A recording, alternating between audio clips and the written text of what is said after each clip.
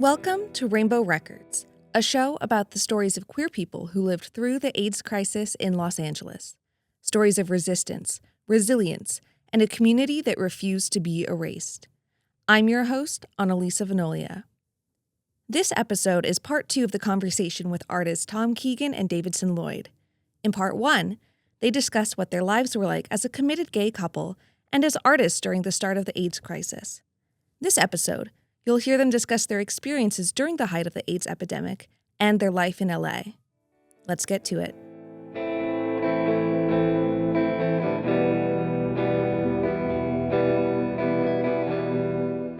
Could you share what motivated you to want to get involved in AIDS activism?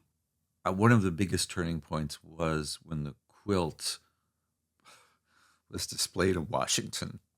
And I took a bus down to that march first time, and it was so overwhelming. It was so overwhelming to seeing that so viscerally as such a representation of how many people had died, and that each one of these was a unique person, beloved person. With John Byrne, who was Tim Miller's partner at the time, and I was in a dance piece that John did, choreographed with a couple of other men, and John was ill, and he had like skin issues, and John did a piece about trying to survive, and a lot of us were really concerned about it. It was a political thing, and it was also a time where just trying to survive also as an artist in New York City was hard as well. So people took different avenues of how they dealt with it, what form of protest they took. I mean, we had close friends that were ill and died, and around the time we left New York, it was really bad. It was like, who didn't have it? Also, then my brother was diagnosed with HIV and died in 95.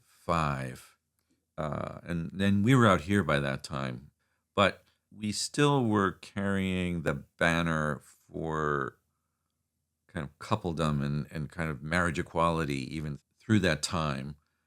It was like a war. It really was like a war, particularly in the years when there wasn't any treatment and there wasn't even a good diagnosis. It was like kind of walking that fine line of, should I get a diagnosis? If I get a diagnosis, can I live with it?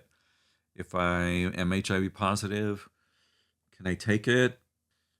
So much of life was that. We had this piece that we did, and there's this AIDS story. And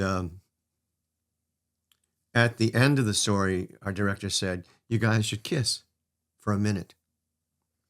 And we were like, what's the audience going to feel? And our director was like, they'll get it. They're going to be uncomfortable at first, but then after the minute's over, they'll be with you. And at one of the performances, these teenagers, gay and lesbian teenagers, were brought to the performance. And when Tom and I were in the kiss, they were taken out. We were like shocked. And I called the woman, and she said, yeah, she knew all about it. The chaperones made the decision to take the kids out, the teenagers out. And it was like... That wasn't appropriate. Yeah, it wasn't appropriate. Two men kissing was not appropriate for teenage gay and lesbian kids to see. And it was like... It was the physicality of it, it became, and that was one way that AIDS affected us as gay people. It was our physicality, our blood, your poison, your sex, everything, it's tainted by the virus. And that thing where they say, where this thing about self-loathing. Within our community, there was so much sort of self-loathing about AIDS and what was going on. It prevented us from moving forward. What did your activism look like?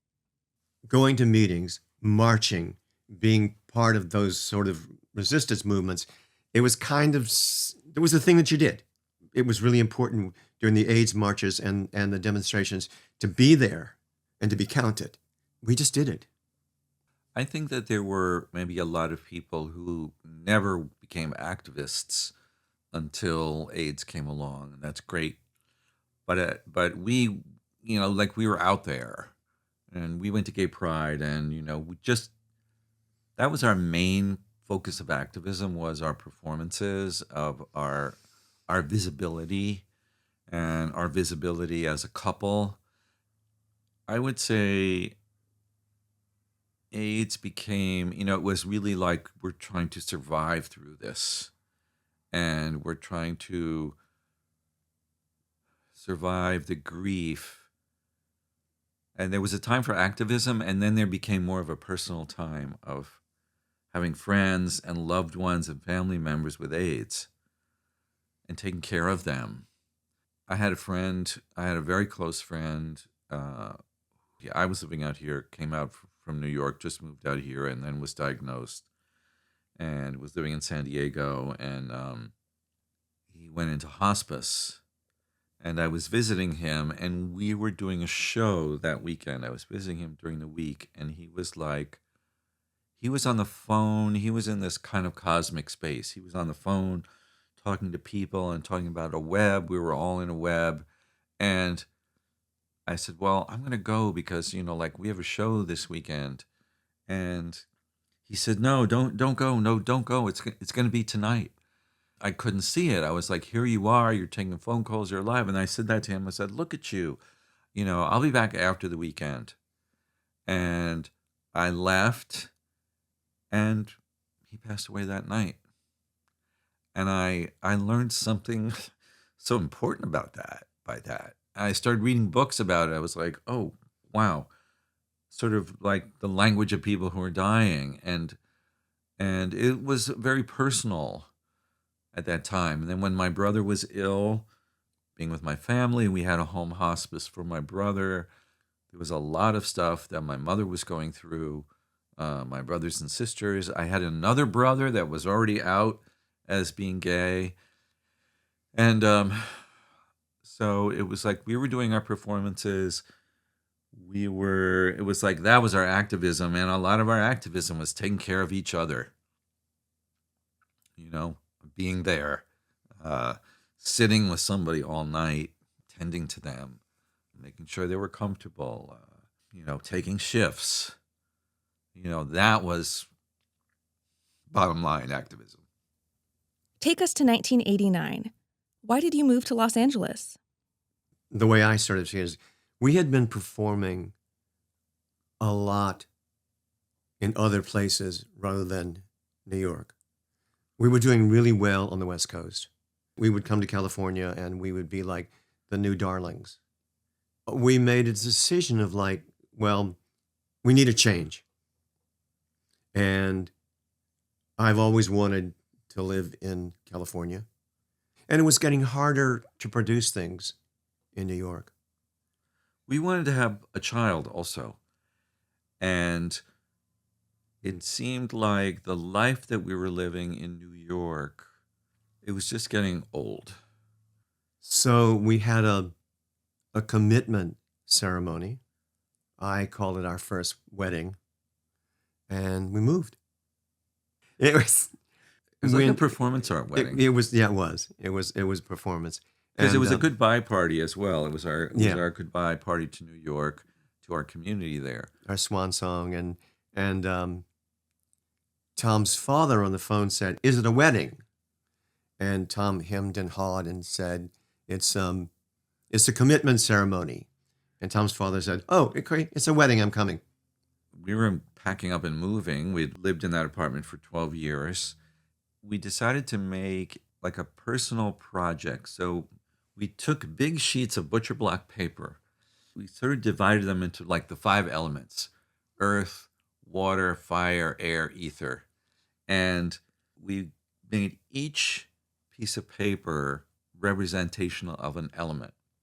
And then as we were packing up stuff, we found significant objects from our life together so far, and we would put them on the pieces of paper that we thought represented that element. And then we wrapped up the pieces of paper as packages, and we asked a significant person in our life to do a little reading or write something or say something kind of inspired by that element. And then in our commitment ceremony, when the person gave that little talk about that, then we opened the package, and then people could walk around and look at the package. We had performances, we sang, we had a friend sort of performed the ceremony. We did it in a borrowed loft in Tribeca. Your grandmother sang. My grandmother sang the wedding rings. Yeah. We got these wedding rings. I should tell that story. Okay. We were having dinner with a friend, and she said, I have some friends who went to a pawn shop and got their wedding bands. People asked us where we're going to have wedding rings, and we were like, we don't have the money for rings. We had $700, I think, somehow squirreled away to put this wedding on. Yeah. And we thought about it, and then we went to a pawn shop on 8th Avenue. And this woman, she was terrific. She brought out 4 trays with hundreds of wedding bands. I mean, it was crazy. Still have them. We still have them. The receipt for it is in our bathroom. Like, two pawn shop on 8th Avenue, 2 wedding bands. $90. Was there anything that surprised you about life in LA? I want to say, in terms of performing, in a way, it was more open. We did shows at places that had basically a queer audience. We were younger. We were funny. We were sexy. And we got great reviews. And so that was all very tempting and seductive to help us build a life here. There were more sort of opportunities. It took 3 years for me to stop hating it. Just how long it took to do anything. They had to drive everywhere. And I was going back and forth to New York more in the first 3 years. And then all of a sudden, when things started to work for me here in terms of projects, people, community, regular work, I was like, oh, now I see. Now I see why people like it here. Like if you do have a creative life here, if you do have a community, it's quite lovely. Are there any lessons you took away from that time? Is there anything you want people today to understand?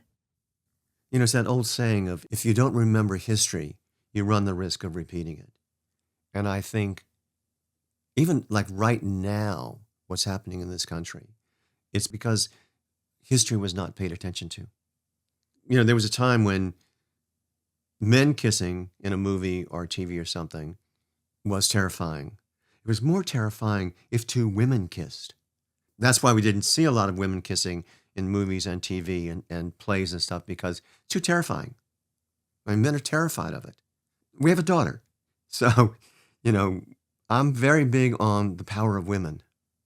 I remember seeing there was a documentary or something from the 1950s, and there were these men and women, gay and lesbian, in Washington, walking in a circle with signs for liberation. They were all in suits and dresses. I mean, it was so, and I think about, those are the shoulders that we stood on. And maybe some gay people have stood on our shoulders, but you can't ever let go of the history. Because I think there are a lot of people, well, that's AIDS, that's all over, that's another time, forget it. We can get married easily. But if we learned anything, things can be snatched away from you. I think it's really important to show up, to remember that bodies in streets means a lot. Bodies on streets has such a power to it. With the economy the way it is, the job market for younger people, the housing market for younger people, even with all that, we still have to stay connected to the community. Still have to have that sense of working for the good of everyone.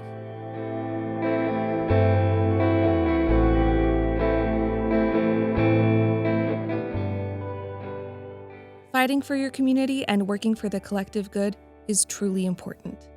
Thank you, Tom and Davidson, for sharing your story and advice. This has been Rainbow Records. Until next time.